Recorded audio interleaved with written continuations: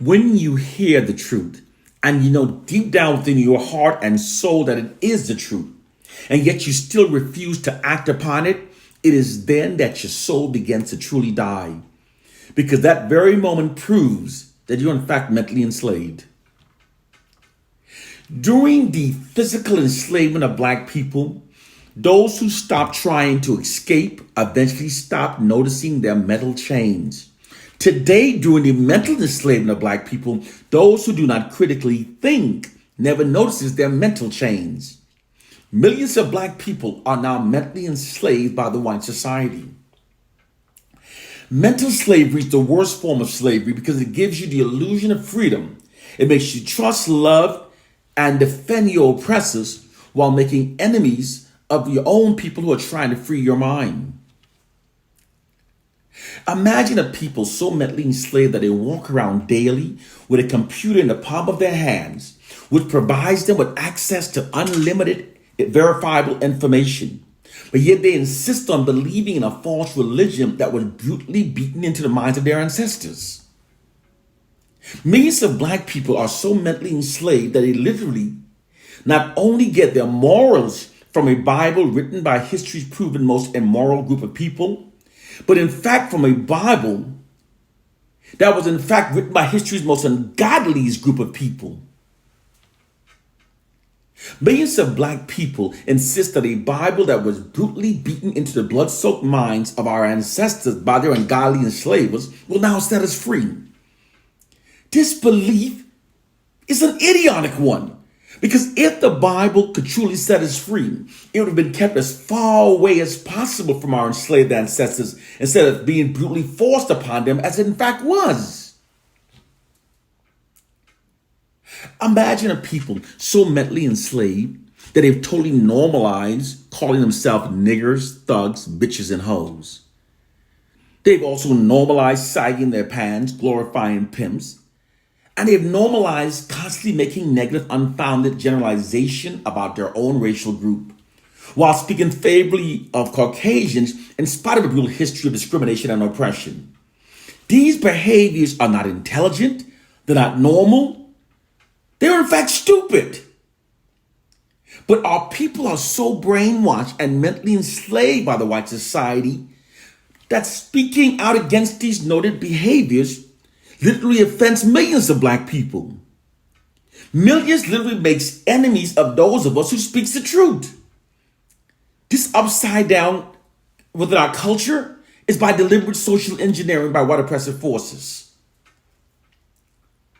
Unlike at the conclusion of the Jewish Holocaust, when the UN and America contributed massive financial support to rebuild their lives, and they even ordered Germany to pay them reparation, there was no moral obligation to do the same for Africans.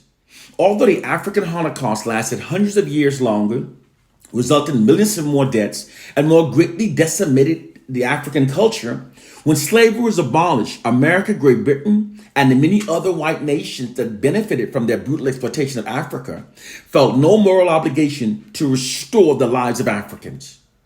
Those white nations instead focused on their own self-interest in regard to we Africans.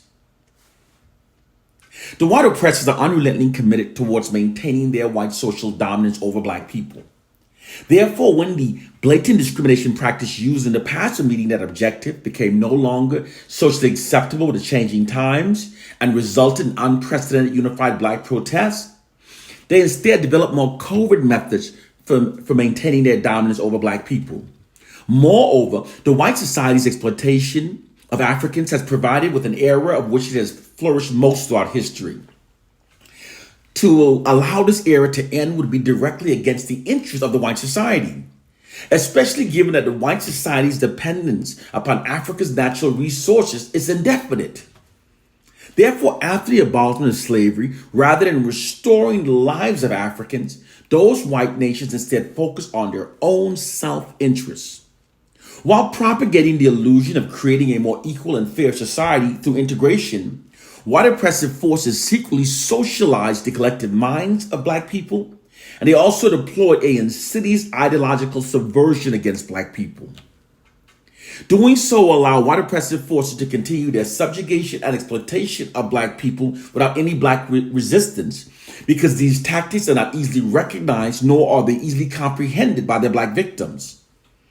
The white oppressor's subjugation and exploitation of black people always works best when the black victim no longer recognizes how it works.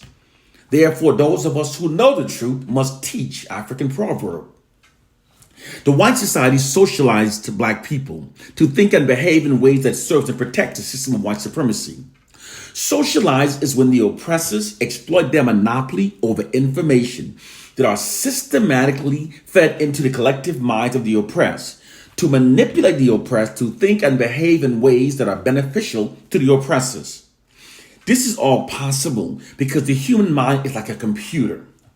No matter how efficient it may be, its reliability is only as great as the information that's fed into it. If it's possible to control the input into the human mind, it's entirely possible to control what people will believe. All you have to do is keep periodically giving certain information to people, to the masses, to a targeted population. And you can steer an entire generation of people towards an implied objective. It doesn't matter if the information is untrue. Most people will respond accordingly because they've all been given the same information. Socialized is the term that white social scientists use as a replacement for the term mentally enslaved. They describe the nefarious practice as merely instilling a value system into the collective minds of the subordinate population that makes them, the subordinate population, adhere to the authority and the existing infrastructure of the dominant culture. The white oppressors also deployed an ideological subversion system against black people. Ideological subversion system is an offensive psychological warfare tactic that uses misinformation and deception as a weapon to change people's behaviors and beliefs in ways that are against their own self-interest. This type of brainwashing is a slow process. What it basically means is to change the perception of reality of a targeted population by constantly feeding them disinformation that makes them think in ways that are against their own interests. This is done to such an extent that despite an abundance of information, no one is able to come to any sensible conclusion in the interest of defending themselves, their families, and their communities.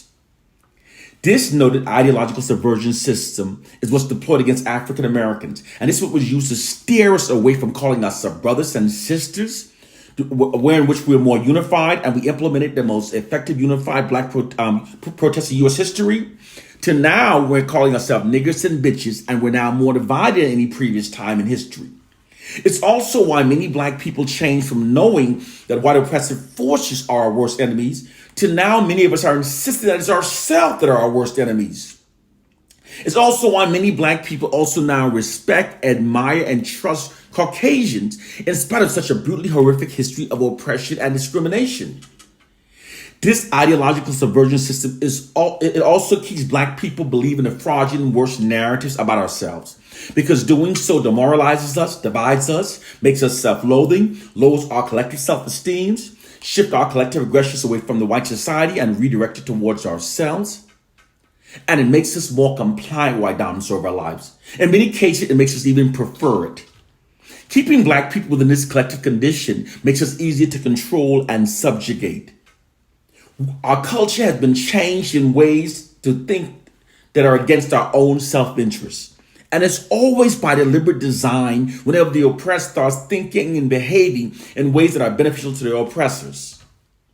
Through the white society's monopoly over information that black people receive, this allows them to control what we believe. Regardless of how intelligent people are, if it's possible to control the information that people receive, it's entirely possible to control what they believe. Because white oppressive forces control the information that we receive, this allows them to control what we believe. It's never been a slave syndrome. They've exploited this position of power over us by systematically feeding us lies that shapes our beliefs and our perceptions in ways that benefits the white society. And in doing so, they've literally created a psychological prison for our minds. When you hear the truth, and you know deep down within your heart and soul that it is the truth, and yet you still refuse to act upon it, it is then that your soul begins to truly die, because that very moment proves that you're in fact mentally enslaved. Because the title assigned to this nefarious psychological warfare program remains classified, many black people have appropriately named it the Black People's Matrix. You can learn more by ordering my book, The Black People's Matrix, at www.theblackpeoplesmatrix.com. That Black People's with an S, theblackpeoplesmatrix.com. It's time to learn the truth. It's time to elevate our minds above a biblical fairy tale and a silly slave syndrome myth. We have now been in America for more than 400 years. And if you're signing our plight and condition to a biblical fairy tale and a slave syndrome myth, it's because your mind has been dumbed down by the white society's monopoly over information that's fed into your mind. They don't want you to learn the truth. They don't keep your mind dumbed down so they can keep you mentally enslaved and beneath them. It's time to learn the truth. One love and peace, brothers and sisters.